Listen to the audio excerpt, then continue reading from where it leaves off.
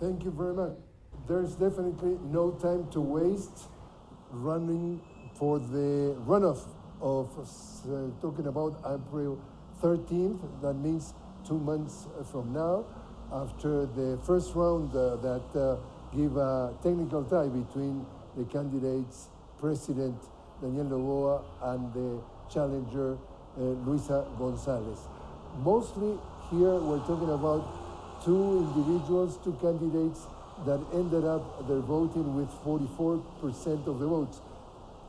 Just 0.5% of difference between one and the other, and some votes are still being studied to be counted. So there's not really definite result, but the strategies in each of campaigns have already started, and the key issue here is the number 3. We're talking about Leonidas Issa, the candidate of the Pachakutik political party that represents the indigenous population, very important party and very important segment of the population of Ecuador.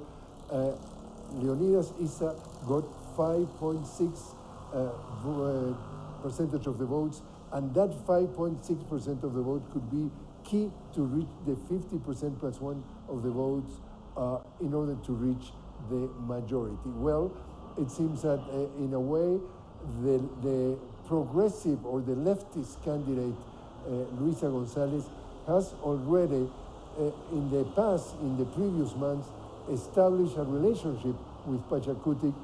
So there's a certain hope that that sort of political agreement not to fight against each other that they supposedly did in order to reach this first round is going to be working in favor of Luisa Gonzalez. So far, we know that the candidate itself, Leonidas Issa, has already mentioned that he will not ask his followers to follow Luisa Gonzalez, but he mentioned that he will leave to his party make that recommendation. From the end of for the other side of the political spectrum, we're talking about the President Daniel Noboa, radio silence.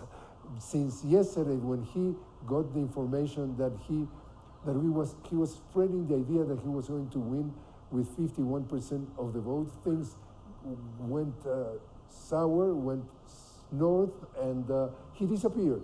He was supposed to give a speech, a press conference immediately after the results.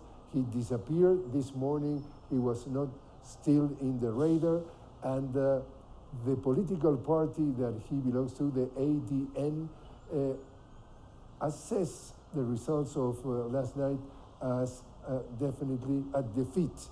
He was completely convinced that he was going to win this election in this past weekend with 51% at least. Well, things send a message, the citizenship send a message very powerful that having all the advantages that he had, one of the richest person of this country, his father is the richest, and using the government and the state in his favor didn't work as he wanted to. We go back to you now.